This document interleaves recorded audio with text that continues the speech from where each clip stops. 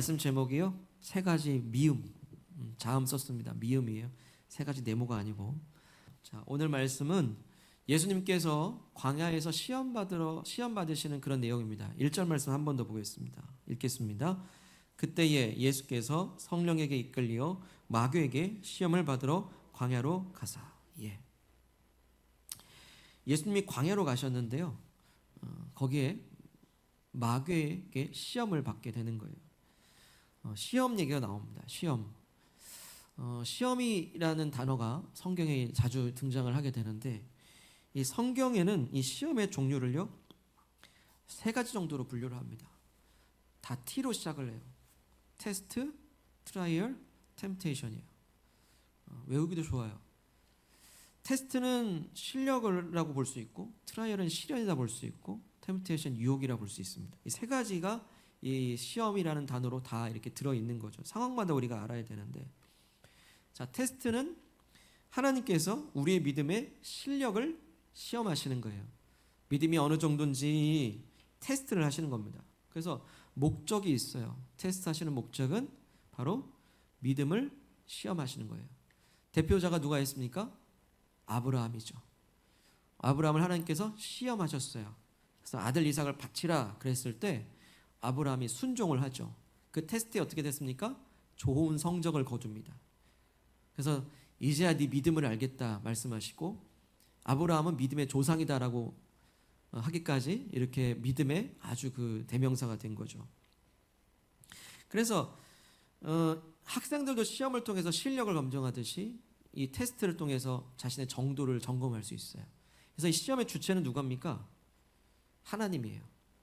하나님이 테스트를 주시거든요. 그런데 시험에는요, 트라이얼이 있습니다. 이건 보통 시련, 그리고 고난이라고 얘기해요. 이 시련과 고난은요, 하나님께서 우리를 성장시키시고 성숙시키시고 인격적으로나 신앙적으로나 훈련하시는 기회로 하나님이 쓰세요. 그래서 목적이 있어요. 성장하고 성숙의 계기가 됩니다. 그래서 고난과 시련을 통해서 사람이 더 업그레이드 되잖아요. 더 성장하기도 하고 인격도 좋아지고요. 마치 쇠붙이를 불에다가 녹이고 망치로 때려서 훌륭한 연장을 만드는 것과 같아요. 자, 이 시련과 고난은요, 하나님께서 어떤 특정한 목적이 있어서 하나님이 주시기도 하지만요, 보통은 우리가 살아가는 상황 자체가 이런 어려움을 줄 때가 있어요. 하나님께서 특별하게 고난을 허락하신 경우도 있습니다. 욥과 같은 경우가 그런 경우죠. 그런데 우리가 오해해서는 안 되는 게, 우리의 잘못으로 인한 고난도 있어요. 우리의 잘못된 선택 때문에 하는 고난도 있고요. 심지어는 죄의 결과로서 나오게 되는 그런 잘못된 고난도 있습니다. 그런데 우리는 내가 잘못한 선택 때문에 받게 되는 고난을 하나님이 고난을 주셨다라고 애매한 하나님을 원망하죠. 내 죄 때문에 이런 고난이 닥칠 때도 있는데, 그것이 분명하다면 하나님이 허락하신 고난이라고 우리는 얘기할 수 없는 거죠. 다만 하나님은 선하시고 의로우시기 때문에 우리가 어떤 이 상황 속에서 주신 고난과 어려움들을 어떻게 하십니까? 하나님은 선용하십니다. 그리고 역전시키셔요. 그리고 열매 맺게 하십니다. 그리고 성장하게 하시고 성숙과 배움의 기회로 하나님 우리를 다듬어 가시는 거예요. 세 번째 시험은요, 템테이션입니다. 이걸 유혹이라고 부르는데, 이 유혹이라는 시험은 누가 줍니까? 바로 마귀가 주게 돼요. 시험에 주면 마귀가 줍니다. 왜 줍니까? 그 목적성이 분명해요. 죄짓게 만들어요. 그리고 하나님과 관계를 끊어놓는 일이라면 마귀는 이 템테이션, 유혹을 통해서 우리에게 자꾸만 이게 건드리게 되는 거죠. 자, 여기서 퀴즈 내겠습니다. 우리 아까 주기도문 했는데, 우리 그 주기도문 보게 되면은 우리를 시험에 들게 하지 마옵소서라고 합니다. 그 주기도문에 나오는 시험은 이 세 가지 중에서 몇 번일까요?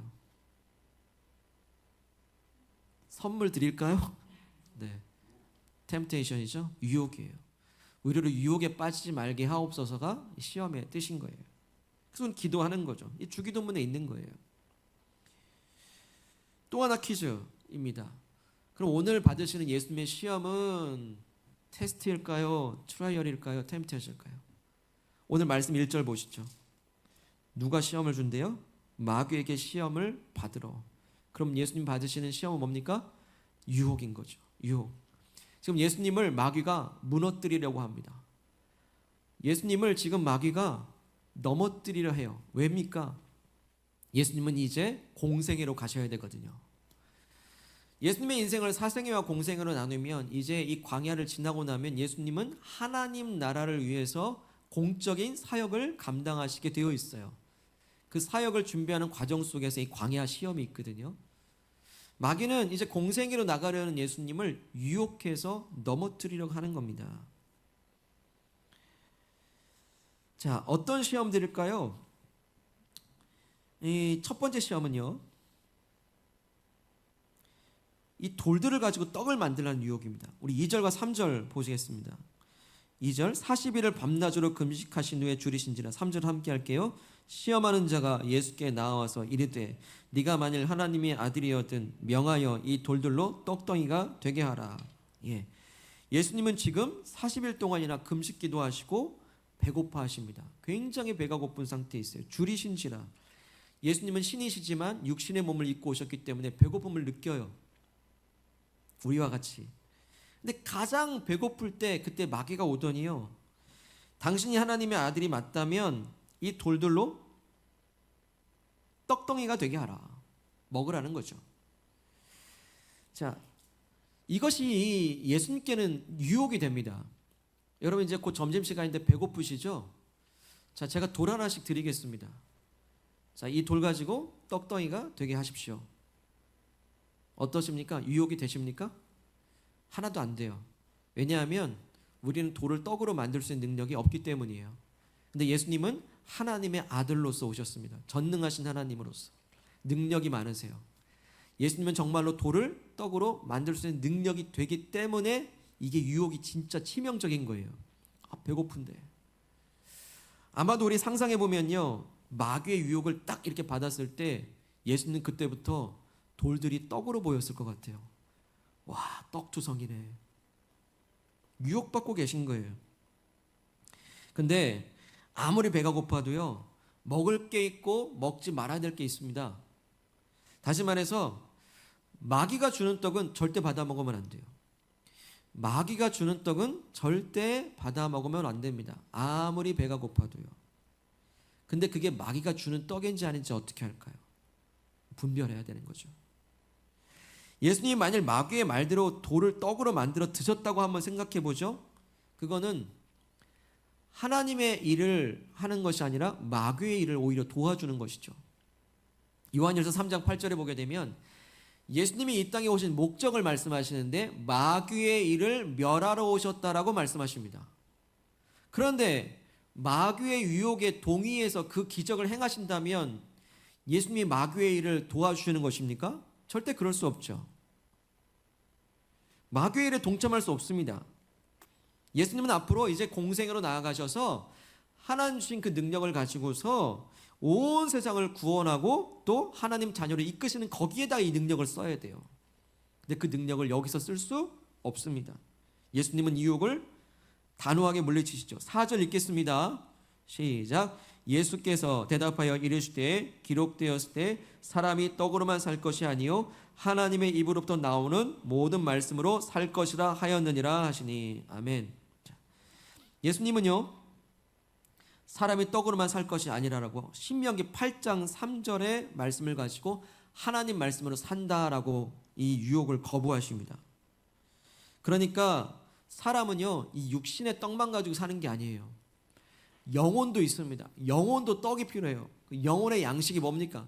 하나님 입에서 나오는 말씀이 바로 영혼의 양식이래요. 우리가 육체를 막 채우고 만족을 먹고 포만감을 가지는데도 왜 속은 허한 이유가 뭡니까? 왜 공허하죠? 왜 외롭죠? 영혼이 공허하기 때문에 그래요. 근데 영혼은 내가 스스로 채울 수가 없어요. 우리는 영적 존재인데 하나님과 우리 사이에 영적인 교제가 있을 때만 만족감을 느끼도록 설계되어 있어요. 태초에 창조하실 때부터. 때문에 하나님만이 만족을 주실 수 있는 게 영혼이거든요. 바로 말씀. 하나님 입으로부터 나온 말씀이 우리를 만족을 시켜주는 거예요. 근데 지금 예수님은 내가 진짜 배고프긴 하지만 내가 지금 이 순간에 가장 필요한 건 하나님 말씀이야 라고 마귀에게 선포하는 겁니다. 그리고 그 말씀대로 신명기 8장 3절의 말씀을 기억하셔서 말씀을 통해 마귀를 지금 대적하고 있는 겁니다. 마귀를 지금 말씀으로 물리치고 계신 것이죠. 그렇기 때문에 기억된 말씀이 너무너무 중요해요. 만약 예수님께서 이 신명기 8장의 말씀을 기억하시지 않으셨다면 어땠을까요? 마귀하고 실갱이를 벌였을까요? 그래, 먹을까 말까? 그래, 맛있겠지? 근데 실갱이 벌일 필요가 없어요. 이미 기억된 말씀이 있어요. 신명기 말씀은 모세가 이스라엘 백성들에게 마지막으로 광야에서, 모압 평지에서 광야에서 설교한 것. 그리고 예수님도 지금 광야에 계시고 있습니다. 뭔가 교차점이 있죠. 예수님도 그 광야 때 주셨던 말씀을 가지고서 비록 광야 생활이지만, 비록 힘든 어려운 광야 시기이지만, 배고프지만 하나님 말씀으로 내가 산다라는 것을 마귀에게 말씀의 근거를 제시하는 거예요. 그러니 여러분, 우리는 말씀을 늘 기억해야 돼요. 묵상해야 됩니다. 마귀는 포기하지 않아요. 이번엔 마귀가 예수님을 성전 꼭대기로 데려갑니다. 마귀는 그 성전 꼭대기에서 예수님께 거기서 뛰어내려 보라 합니다. 네가 만일 하나님의 아들이면 뛰어내려 보라. 만일 뛰어내렸을 때 천사가 너의 발이 부딪히지 않게 할 것이다 라고 얘기하는 거예요. 예수님이 이렇게 떨어진다고 하면 천사들 명예에서 그 발이 땅에 떨어지지 않게 해준다 이 말이죠. 자, 이 또한 예수님께 시험거리가 됩니다. 왜? 예수님은 천군 천사를 동원하실 수 있는 분이기 때문에 그래요. 마태복음 26장에 그런 내용이 나오는데요, 예수님은요 제자를 책망하시면서 내가 12영도 더 되는 천군과 천사를 지금 당장 부를 수 있다라고 얘기하십니다. 근데 그렇게 하지 않는다라는 거죠. 그런 것처럼 천사를 부리실 수 있는 능력이 있는 예수님은요, 지금 당장 번지점프처럼 뛰어내려도 천사가 떠받쳐줘요. 땅에 떨어지지 않게 합니다. 추락하지 않게 만들어줍니다. 그래서 예수님께는 그게 유혹이 되는 거예요. 만약 우리에게 그런 능력이 있다고 한다면요, 마귀가 미워서라도, 슬슬 약 올리는 마귀가 얄미워서라도 나 뛰어내려 본다, 봐봐 어떻게 되는지, 뛰어내렸을 거예요. 그래서 내 능력을 과시하고 입증했을 것입니다. 근데 예수님 어떻게 하죠? 마귀의 유혹을 단호히 물리치십니다. 7절 읽겠습니다. 시작. 예수께서 이르시되 또 기록되었을 때 주 너희 하나님을 시험하지 말라 하였느니라 하시니. 자, 이 말씀도요 신명기 6장 16절의 말씀을 인용하시는 거예요. 기록된 말씀을 가지고, 기억된 말씀을 가지고 말씀으로 마귀를 물리치세요. 만약 예수님이 마귀의 유혹에 넘어가서 성전 꼭대기에서 뛰어내리셨다면 여러분 상상해보세요. 어땠을까요? 예, 천사들이 받쳐주겠죠. 근데 그 순간은 예수님의 그 전능하심의 능력을 과시할 수 있었을 겁니다. 자, 봤지? 이래도 내가 하나님의 아들이 아니야? 라고 그 하나님의 아들 되심을 입증할 수 있었을 거예요. 그리고 뿐만 아니라 거기 모인 사람들이 박수 쳤을 겁니다. 와, 대단하다. 예수님은 대단해요. 그러면서 박수를 보내고 환호성을 보냈을 겁니다. 와, 전능하시다. 근데요, 예수님은 목적이 있어요. 이 땅에 과시하려고 온 게 아니거든요. 이 땅에 사람들로부터 박수받고 환호성 받는 것 때문에 오신 게 아니거든요. 예수님은 온 세상을 구원하시기 위해서 이 땅에 섬기러 오셨고, 심지어는 자기 목숨까지도 내놓을 각오로 오신 거예요. 박수받으러 오신 게 아닙니다. 오히려 십자가 지시기 오신 것입니다. 예수님은 자신이 이 땅에 오신 이유와 목적을 분명히 아셨기 때문에 오늘 이 마귀의 유혹에 넘어가지 않을 수 있었어요. 마귀는 포기하지 않습니다. 또다시 유혹의 손길을 뻗치는데요, 이제 마귀는 예수님을 지극히 높은 산으로 데리고 갑니다. 그러면서 천하 만국의 영광을 다 보여주면서 내게 절하라, 그리하면 이 천하 만국을 너에게 주겠다라고 한마디로 거래를 하는 것이죠. 견물생심이에요. 뭔가 물건을 보게 되면 욕심이 생기는 거예요. 여러분 1층에 백화점에 가보세요. 왜 1층에는 항상 명품샵이 있을까요? 그냥 보기만 하라는 거예요. 구경만 하라는 겁니다. 근데 보고만 가도 사고 싶어요. 왜 백화점 에스컬레이터는 위로 올라가려면 한 바퀴 돌아서 올라가야 될까요? 여러분, 그게 마케팅 기법인데요, 동선을 계속 돌리는 겁니다. 이동하려면. 그래서 눈으로 보고 가라고. 보면 사고 싶어요. 들어가고 싶고. 그게 바로 견물생심이거든요. 예수님도 인간의 몸으로 오셨습니다. 천하만국을 둘러보셨겠죠. 예수님도 이건 유혹인 거예요. 천하만국을 다스리고 싶어요. 보니까 욕심이 생길 수 있지 않았겠습니까? 보니까 다스릴만 하지 않겠습니까? 이 유혹받고 있는 거예요. 그리고 오늘 우리도 그런 유혹을 받습니다. 그럴 때 예수님은 아예 단호히 꾸짖어서 명하십니다. 어떻게 하나님의 아들 예수 그리스도께서 마귀에게 경배할 수 있단 말입니까? 그리고요, 마귀는 거짓의 아비가 맞아요. 거짓말쟁이가 맞아요. 천하만국을 자기가 주겠다고 얘기하지만 천하만국의 주인은 하나님이세요. 그런데 그게 마치 자기 것인 양 자기가 주겠다고 얘기하는 거죠. 여러분, 사단은 거짓말쟁이입니다. 속지 마셔요. 허세를 부리고 있습니다. 그런 마귀를 예수님은 꾸짖으시면서 이렇게 물리치십니다. 우리 10절 말씀 한번 읽겠습니다. 이에 예수께서 말씀하시되 사탄아 물러가라. 기록되었을 때 주 너희 하나님께 경배하고 다만 그를 섬기라 하였느니라. 아멘. 자, 이 말씀도요, 신명기 6장 13절의 말씀입니다. 예수님이 이렇게 기록된 말씀을 가지고 성경을 통해서 사탄을 물리치십니다. 이것은 마치 법정과 같아요. 뭔가 이 검사가 막 죄를 이렇게 다 나열하고 지적을 하게 될 때 변호사가 딱 증거물 하나 제시하면 더 이상 검사가 고소할 수가 없는 거예요. 마치 이것과 비슷합니다. 말씀은 증거예요. 증거.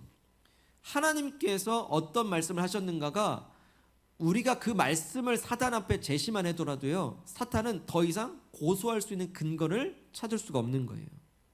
때문에 말씀은 우리에게 무기가 돼요. 방패가 됩니다. 증거물이 돼요. 자, 한번 정리해 보죠. 예수님은 여기까지 어떤 시험을 받으셨는지요? 3가지 유혹을 받으셨는데, 예수님은 가장 배고플 때 돌을 떡으로 만들라 하면서 먹을 거리 가지고 유혹을 받으셨어요. 자, 이것은 어떤 시험일까요? 육체의 시험이에요. 육체의 시험. 또 높은 곳에 뛰어내려 보라 하셨습니다. 그러면서 과시욕을 드러내게 하고 사람들에게 박수받게 하고 마음의 허영심을 부추기는 시험이에요. 마음의 시험이에요. 그리고 3번째 시험은 치명적인데요. 내게 절하면 천하만국을 주겠다. 그러니까 하나님을 버리면서까지 욕심을 부추기는 시험이에요. 영혼의 시험이죠. 영혼의 시험. 영혼의 시험이라고 하는 것은 하나님보다 더 사랑하게 만드는 우상을 시험하는 거거든요. 우상은 별거 아닙니다. 우상은 하나님보다 더 중요하게 여기는 모든 게 우상이에요. 하나님보다 더 사랑하는 것이 다 우상입니다. 어떤 사람일 수도 있고 어떤 물건일 수도 있고 어떤 물질일 수도 있고요. 어떤 욕심일 수도 있고요.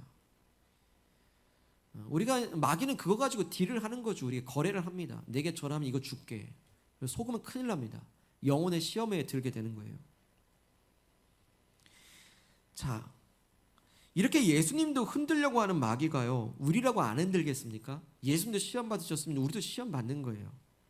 우리도 이 마귀의 이 템프테이션, 유혹의 시험을 늘 조심해야 됩니다. 그래서 어떻게 하면 마귀의 유혹을 물리칠 수 있을까? 그 방법을 3가지로 정리했습니다. 3가지 미움인데요. 믿기, 그 다음 말씀, 그리고 목적이에요.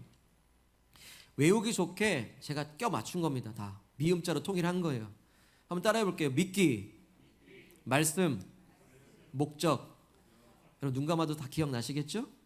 이게 바로 이 3가지만 기억하고 있어도 우리는 마귀의 유혹을 물리칠 수가 있습니다. 먼저 우리는 이것이 마귀가 던져주는 미끼인지 아닌지를 분별해야 돼요.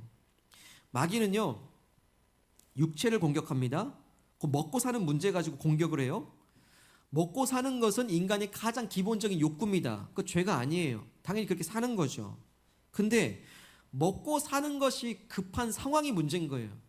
급하다고 해서 덥석 물었다가는 그게 미끼일 수 있다는 거죠. 그래서요, 마귀가 잘 쓰는 미끼가 있습니다. 낚싯줄로 미끼를 쓰는데 그 미끼는 상황의 절박함이란 미끼예요. 상황 급하잖아, 빨리 물어. 절박하잖아, 빨리 이거 선택해. 그러는 거예요. 예수님도 가장 배고픈, 그 가장 절박한 배고픔일 때에 미끼를 던지지 않습니까? 절박하니까 그 미끼를 물게 하는 거예요. 상황이 급하니까 미끼를 물게 합니다. 하지만 미끼를 문 물고기는 죽어요. 사단이 준 던져진 미끼를 먹으면 우리 죽습니다. 영혼이 죽어요. 여러분 보이스피싱 아시잖아요.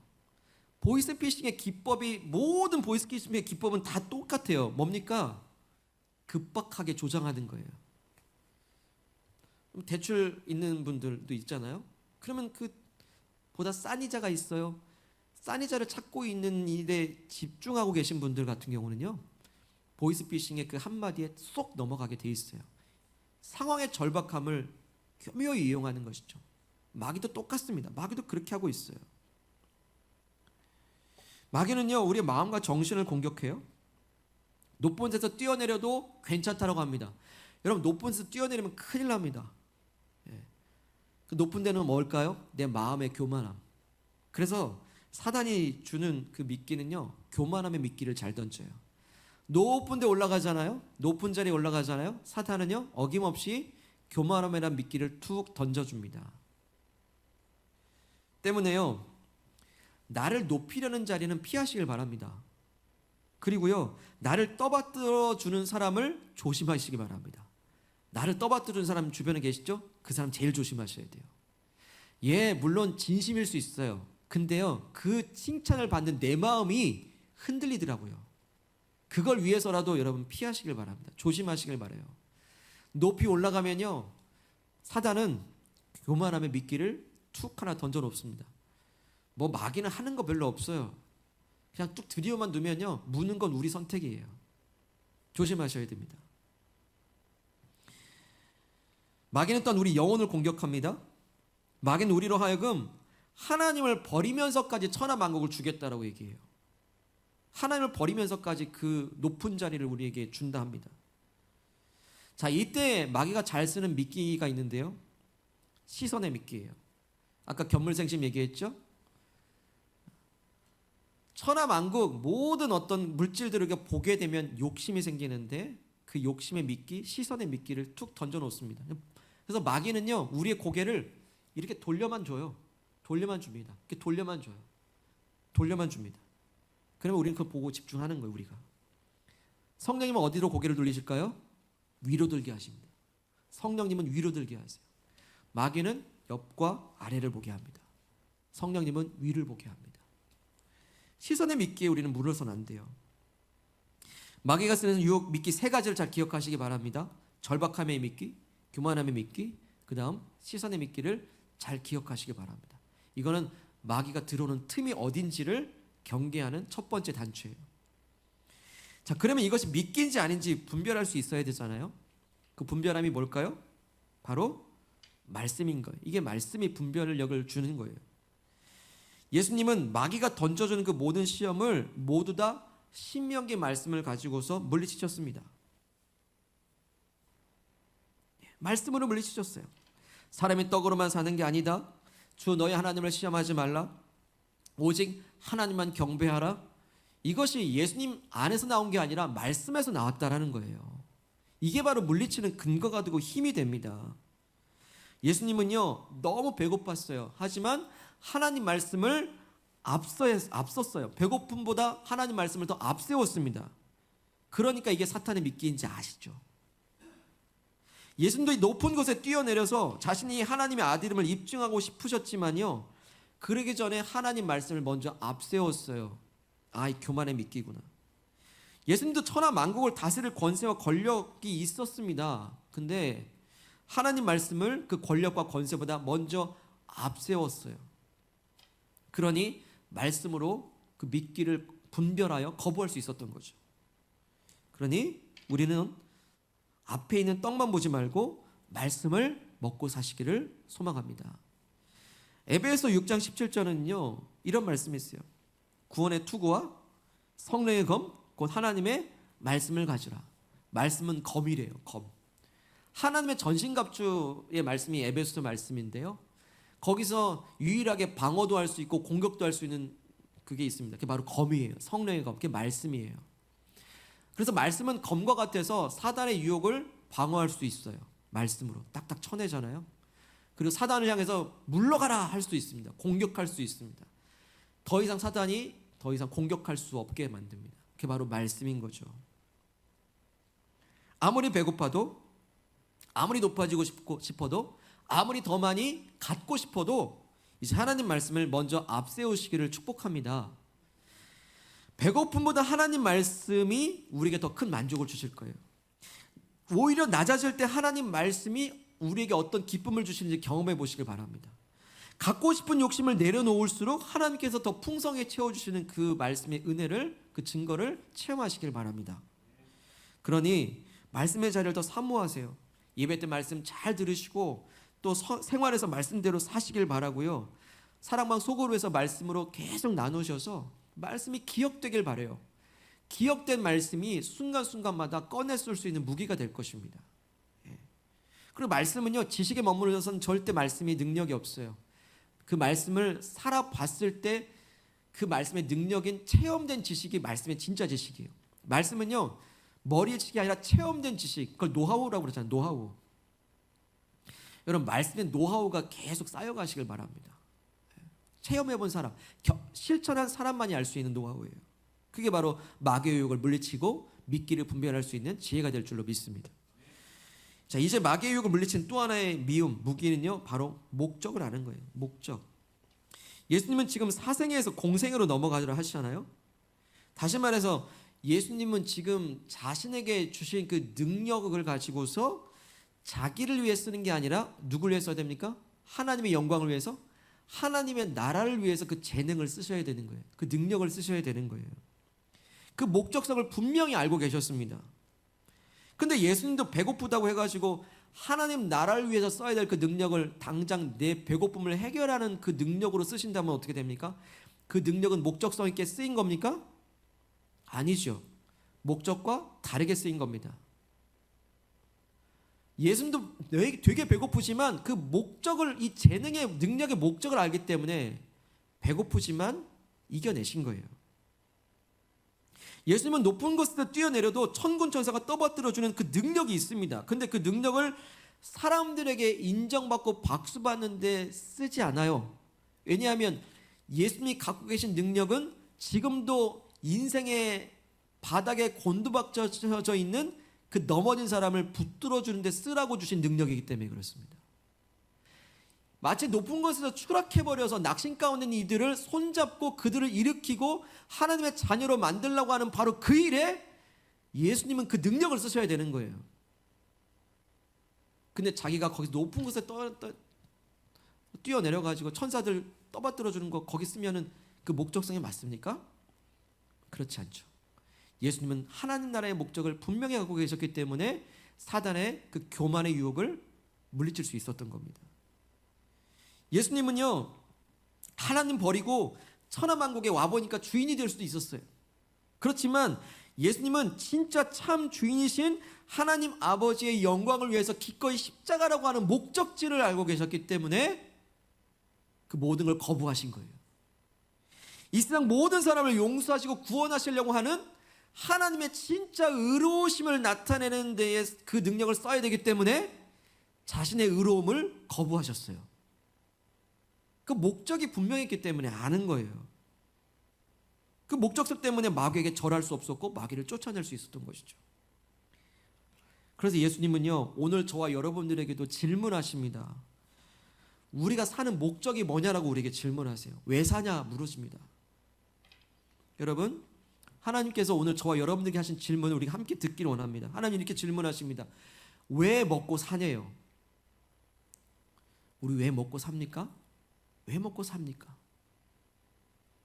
또 하나 질문입니다. 왜 높아지려고 하느냐? 왜 높은 곳에 올라가려고 하느냐라고 우리에게 질문하십니다. 왜 더 높은 학교? 더 높은 직장? 더 높은 어떤 수준들? 왜 높아지려 하냐고 우리에게 물어보십니다. 세 번째, 왜 그렇게 갖고 싶어 하느냐라고 우리에게 물어보십니다. 왜 갖고 싶으십니까?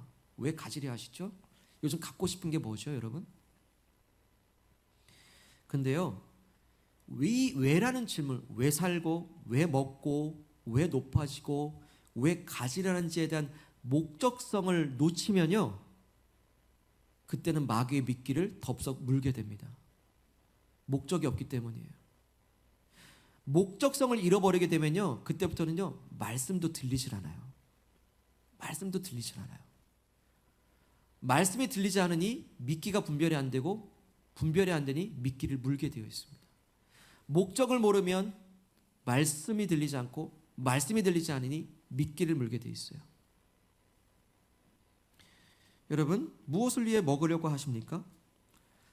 만약에 우리가 나만 먹고 나만 배불리고 산다고 한다면, 그게 목적이라고 한다면 그것은 마귀의 믿기를 무는 것입니다. 그러나 나도 먹지만 남도 먹고 우리 함께 먹을 수 있는 하나님 나라의 천국 잔치를 베푸는 것이 목적이라고 한다면, 그것이 내 인생으로 목적으로 삼게 된다면 그건 하나님 기뻐하시는 것입니다. 그때 말씀을 주실 것이고 그 목적성이 분명하기 때문에 우리는 욕심에서 벗어날 수 있습니다. 여러분, 우리는 왜 그렇게 높아지려 하십니까?